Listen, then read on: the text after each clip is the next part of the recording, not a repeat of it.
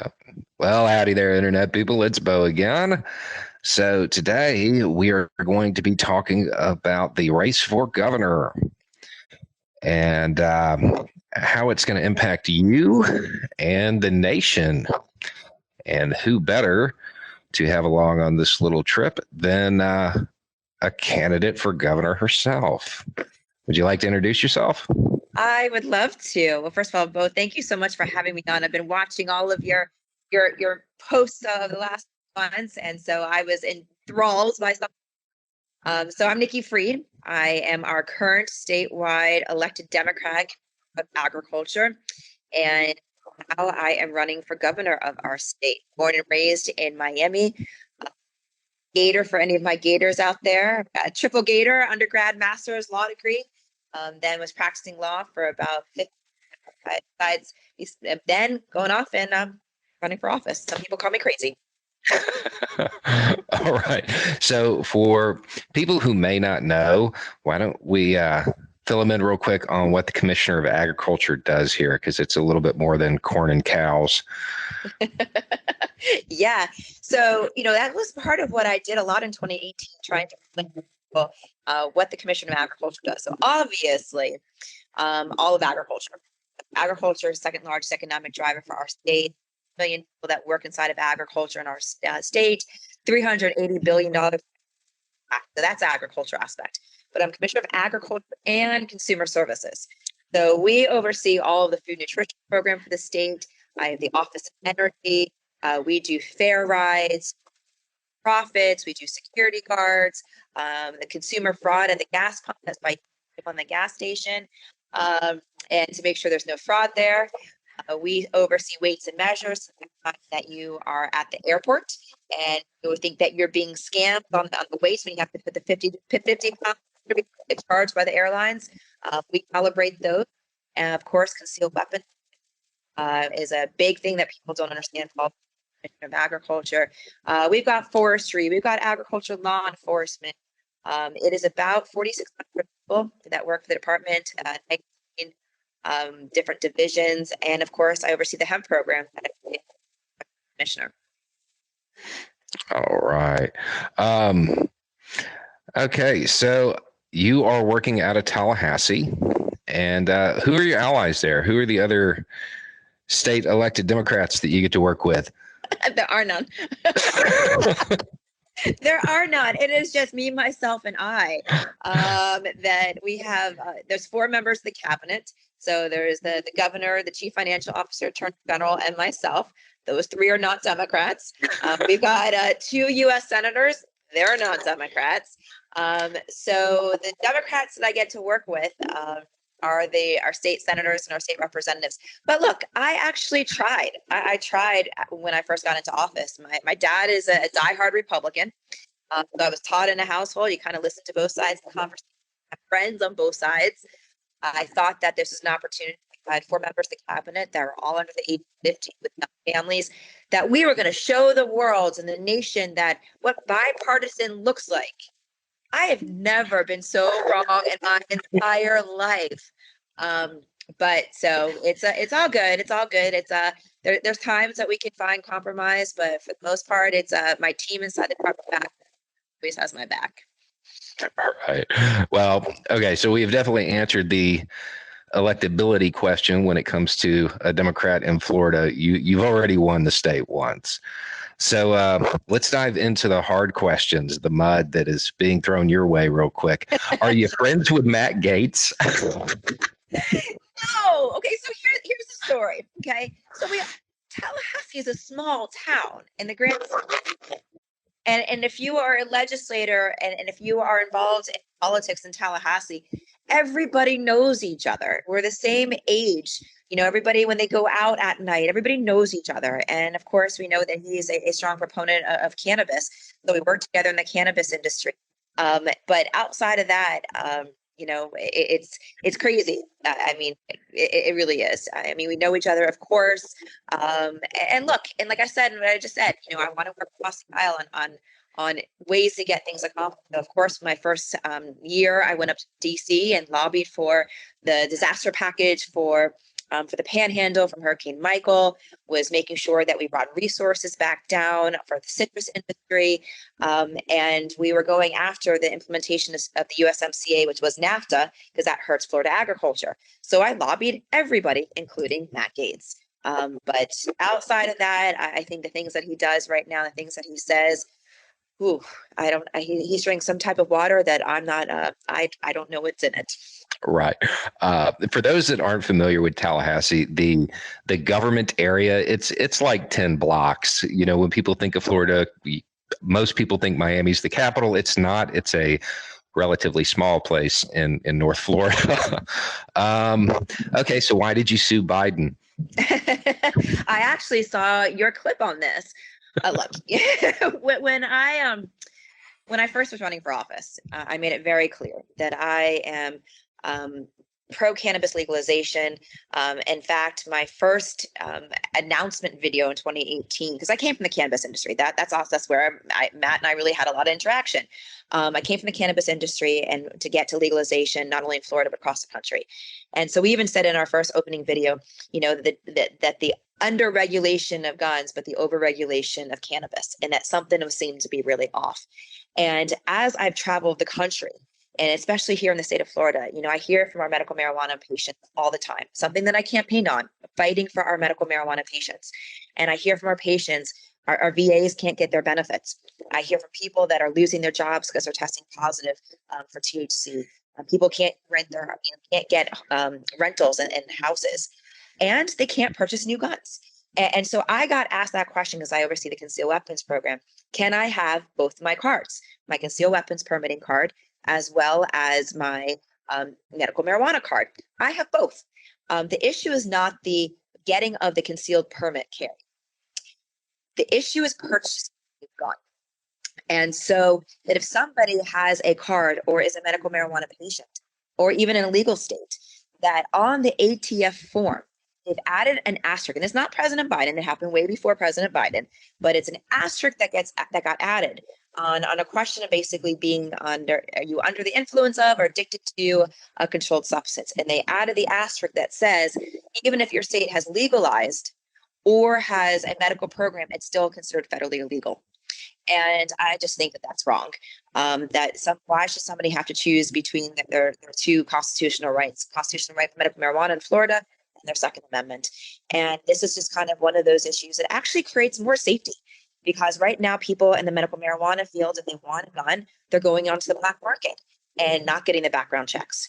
If somebody has guns and wants marijuana, they're going onto the illegal market and not getting onto the regulated program. And so both creates unsafe environments. This was an attempt to hopefully get the federal government to wake up and say enough is enough. Let's legalize. Let's see that we have issues here. And so that's what the point of the lawsuit is. Right. And there is it looks like Schumer is going to introduce something. So we'll see what happens. So did I miss any of the mud that's getting thrown your way? Is there anything else you want to address on that front? I don't think so, but I think that it's interesting because everybody got out, oh my God, she wants to into the ethos and we're supposed to be Democrats. And I say this very clearly. Democrats are not trying to take people's guns. We all want to have safety. We all want to make sure that we have responsible gun owners. And so we had actually a Zoom after my lawsuit dropped with a lot of the gun sense organizations. I had a whole Zoom with a whole bunch of them, and I don't want to name names because it was kind of an intimate setting. And after I explained the lawsuit, they're all like, well, this makes sense. And so it's people throwing rocks, but not really understanding the issue. Right. I mean, when you get to the point of this means more background checks, that's kind of the moment when people are like, oh, well, maybe this isn't such a bad idea. Let's see. Okay. Well, then, so differentiate yourself from Chris, because that is who you were facing off with in the primary. Yes. Everything. I've been a Democrat since I was 17 years old. We can start there. I have been a fighter my whole life. I'm not a politician, something new. He has for his entire career, besides when he became a Democrat. He is anti supported the NRA, took money from the NRA, went out of his way to actually appoint some of the most extremist judges to the bench. And now we have a Supreme Court justice, Florida Supreme Court justice, that's going to overturn our right to privacy. He, has the infamous picture of holding up chains because he wanted to put our prisoners back in chains, back looking at very slavery aspect, and making criminal justice and making it more stringent and harsher on crime. And I was a past public defender. So the time that he was trying to put more Black and brown people in jail, I was defending their rights. So that's, everything that is wrong with politics is Charlie. He has been he's been a Republican, he's been an independent, he's been a Democrat, he's lost 3 times statewide, has never won as a Democrat statewide. And people are tired of career politicians. They want somebody who's a fighter, who is true to themselves. And we just can't trust Charlie. People may not always agree with everything I say, but I'm not going to tomorrow say something different from somebody else or make promises that I know I can't. I'm a woman of my word, and that's a big difference between myself and Charlie. So the thing is, he is Florida politics defined. When you and I were being told to get home before it was dark, he was already in office. When you were finishing up your degree, he was a Republican under Jeb Bush. How are you going to beat and overcome his machine and that name recognition? We're doing it. We're absolutely doing it. We're seeing momentum on the ground because, look, we are at a time right now that we are seeing our democracy see the culture wars all across. And DeSantis is the biggest threat to our democracy. And Democrats want somebody to beat Ron DeSantis, and they want a fighter. And I am both. I've been taking on DeSantis for 3.5 years in cabinet meetings and policy debate. I've been our standard bearer. And so when people get introduced and see me and hear me and understand, I've been practicing law for 9 years. I'm a statewide elected Democrat. I know how to win our state. I'm a policy wonk. It's a breath of fresh air. And we know that as soon as we get introduced to people, they're coming to us. And now we're going to talk about what happened this week. We were supposed to both be at an event in which is one of the largest 5+ communities in Broward County, if not in almost all of South Florida. And there was probably about 300 people that showed up because they thought that we were going to both be there in person. And Charlie decided to go do debate prep instead of, and so he zoomed in to the event. And the people there were so insulted that he didn't have the time, even though he promised to be there in person, didn't show up. We got there. I was honest. I was pragmatic. And at the end, everybody said, look, I was thinking about voting for Charlie because I knew him. You got my 110% support. And that's what we're doing all over the state. Happened after Roe v. Wade. Women are mad. They're angry, and they know that the only way that we really truly are going to have protection is to put a woman in charge. And you kind of touched on something that we're going to get to here in a second. But other than you have a lot of demographics that are coming out in favor of you, but where are your endorsements at? So a lot of my endorsements are grassroots. I've got the Democratic Black Caucus. I've got the Democratic Environmental Caucus, college Democrats, a lot of the organizers on the ground, the people that are actually out there in the communities that are coming out and supporting us. We've got electeds, but truth be told, I didn't seek out the electeds. That's what old school politicians do. I went out and I sought after the support of the people. And that's what you're seeing all over my social media. That's why you see a lot of hashtags something new, because I would rather the support of that single mom who's working at Publix and has, 2 jobs. I'd rather her support than the city commissioner from that community, because that means that she knows that I'm going to do something good for her and that I'm going to protect her. So the local electeds, the state electeds, they're looking for their political careers and they're making calculated political decisions. I'm looking out for the people. And so when I get somebody's vote, that means the absolute world. Okay. So getting past Crist, that's just the first hurdle. And this is why I really hope that people watching understand that the Florida election is of national interest. Yep. Because you're going up against DeSantis. You've called him an authoritarian in the past. So how important is it to beat him, not just personally, but nationally? It's nothing to do with me personally. I can go back to practicing law. I can go back to, fighting, to get legalization done in Washington, D.C. This isn't about me at all. It's about the people. And being a member of the cabinet, I have been watching what he has done to our state, taking away people's rights to vote, taking away people's rights to protest. What he did during the pandemic, it was his way or the highway. Putting in, somebody who should never even be a doctor as our Surgeon General, going after our school board members, going after our teachers, going after kids that wear masks, going after the cruise line industry. And he has become a dictator, taking away power from the Supreme Court, taking away power from the legislature and from the cabinet. And so it is so essential that we win in November, because our state is so divided because of culture wars that he's created. When at the end of the day, people just want to know, are you going to help me pay for my rent down? Are you going to make sure that I can help pay my electric bills and food on my plate, and have a good job that I can work with dignity? That our seniors, know that they, towards the latter chapters of their lives, that they aren't going to be stressed about their increase of healthcare costs. All of these issues are so important to the people of our state. But we also know that democracy is on the line, because if we don't win, we know where he's going. He wants to run for president of the United States. And if he is to get there, I don't know what happens to our Black community. I don't know what happens to our voting rights. My God, I don't know what happens to our LGBTQ community. Everybody that doesn't agree with him is on the chopping block. And I just couldn't sit back and watch. So it is essential that we win in November and bring decency and compromise and common sense back to our state.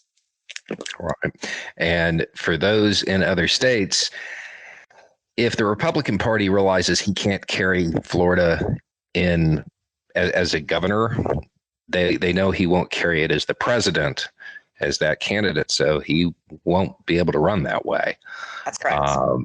So, I mean, I definitely think that if he was to be beat by something new, that would probably be the end of his presidential aspirations. Yep. Okay, so what are you going to do for the people of Florida? I have a laundry list. Day one, we're declaring a housing emergency, because that's exactly what it is. It is an emergency in the state of Florida. People can't afford their rent. They can't afford their property insurance. They can't afford their mortgages. They can't afford their property taxes. Would also be declaring, if we're still having at that point a gas situation, be declaring an emergency on gas, so that way we can fix that issue. We got to be working on our environment. I would also see how we can make sure that we are moving our state forward. I've been doing it as Commissioner of Agriculture. I put together a 72-page plan of where we need to be when it comes to energy and coming to, I don't want to call it climate crisis. I want to call it climate rescue, because that means I have a plan and I'm going to rescue our climate. Work on we are 49th in the nation when it comes to funding of our education. So my commitment is that we are going to double the per pupil funding when I am governor. We've got to make sure that we're expanding Medicaid. We got to protect a women's rights. So I've said that not only will I be declaring an emergency to make sure that we are not sending money down to our state attorneys and our prosecutors to prosecute doctors and women for going through with an abortion outside of the 15 weeks that is law right now. We can talk through what's happening with our mental and physical disability community, that we have those that are still on the wait list of tens of thousands that are on the wait list. I mean, the list goes on and on. We've had 28 straight years of one party control of our state. And we are seeing the demise of all of these things that have to become a top priority for us. All right. Let's see. What was something recent? Air conditioning in prisons. So what happened with that? Because that came out of nowhere, or it seemed to, at least from where I was sitting. First of all, as a past public defender, I know the conditions of our jails and prisons. And I've known that but I've been talking a lot more on the campaign trail. A lot of these spouses and a lot of family members who have outside of our prison system, and for them to tell me that we don't have air inside of our prison systems, I can't even imagine living in that. These are still human beings. Yes, they've committed a crime. Yes, they have to serve their time, but they're still people. We still need to feed them. We still need to clothe them. We still need to give them the basic necessity. And to live here in the state of Florida with the temperatures that we have, and not talk about climate rescue, the fact that the world is literally burning, that we're not doing something like putting air conditioning in seems just unfathomable. This is torture. I remember after Hurricane Andrew down in Miami, not having air conditioning for a week. And I was able to open windows and walk outside. And we were miserable that we had to leave the house and go to another part of our electricity so we can have air conditioning. These are still human beings. And this is not putting a spa. We're not giving them 5-star restaurants. Air conditioning seems basic living here in the state of Florida. Well, yeah, it definitely does, especially down, I mean, true here, but especially down south. And I was just, it kind of struck me as odd because that in this area, like that became a thing. Like all of the jails here had AC like in the 90s. So like hearing that there were other parts of the state where that wasn't happening was surprising. And then, okay, so what else do we have here? Do you want to talk about anything about Disney or no? It's so crazy about this guy. Like, I need everybody to wake up. Like, this was done for revenge. Like, how dare you cross me? I'm going to show you. This is the governor of the state of Florida, the third largest state in the nation. And this is how you respond to one of the biggest employers of our state, one of probably the biggest tourist industry of our state. But he doesn't just do it there. He did it to the cruise line industry. He does it if, I remember even giving out the vaccines. Part of a community said, you only are putting vaccines in this part of the town. He said, well, then I don't have to put the vaccines in there at all. This guy has no respect. Whatever happened to civil discourse? That you may not disagree, might not always agree, but you still have conversations. This guy won't do that. The opening of his State of the State address this past legislative session, he started it with, "We were right and they were wrong." And I'm sitting in the front row going, you govern over 22 and you just told half the state that they were wrong. How about you find a way to bring people together, to find ways to lift people up, to be inspirational, to make people believe in that American dream of patriotism and freedom? Not what this guy does. And that's something that I need people to be waking up for. It's not a good guy. There's nothing here. There's no heart. There's no passion, no compassion for anybody. And we got to get him out of here. All right. So is there anything that you feel like we missed, or is there anything else that you want to say to the people of Florida or the U.S.? Because I know you've got to go. Well, first of all, we've got a primary August 3rd. So make sure that you are gotten your ballot, that you're finding ways that you're vote, that you're voting. I hope I have earned your vote. But that momentum out of the primary, that excitement, that effort is what we're going to need to take on this. And so I'm asking everybody for their vote. Try something new. We haven't had a female governor of our state. And so we have a different type of leadership, somebody who can roll up her sleeves, get to work, not worry about her ego, bring in people. I didn't gut my department and fire all the Republicans. That's not who I am. If you are a hardworking person that has your right mindset on doing good, I don't care if you're a Democrat, Republican, I am. But we got to win. And so I'm somebody who is not a career politician. I have been doing service to our state my whole life. And that's what you see and that's what you get. All right. All right. Well, I really appreciate you stopping by to talk to us. And everybody at home, I guess that's it. It's just a thought. Y'all have a good day.